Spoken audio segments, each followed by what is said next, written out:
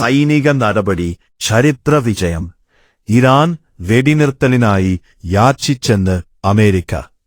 ഇറാനെതിരായ സൈനിക നടപടിയായ operation EPIC fury ചരിത്ര വിജയമായി പ്രശസ്തമെന്നും യുഎസ് പ്രതിരോധ സെക്രട്ടറി പീറ്റ് ഹെഗസത്ത്.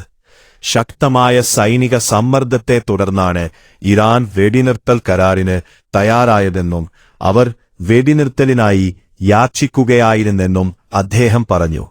യുഎസ് പ്രതിരോധ സെക്രട്ടറിയും ജനറൽ ഡിൻ കെയ്നും സംയുക്തമായി നടത്തിയ വാർത്താ സമ്മേളനത്തിലാണ് ഇക്കാര്യം വ്യക്തമാക്കിയത്.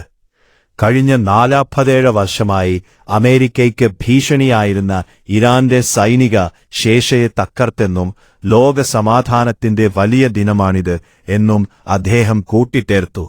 അമേരിക്കയുടെ 10% താഴെ മാത്രം സൈനിക ശേഷി ഉപയോഗിച്ചാണ് ഇറാന്റെ വ്യോമസേനയെ പൂർണ്ണമായും തുടച്ചു നീക്കിയത്.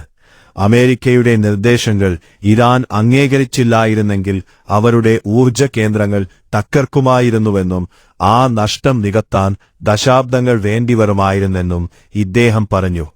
ട്രംപിന്റെ അന്ത്യശാസനമെന്റെ കാലാവധി അവസാനിക്കുന്നതിന് തൊട്ടുമുമ്പാണ് വെടിനിർത്തൽ കരാർ രൂപപ്പെട്ടത്.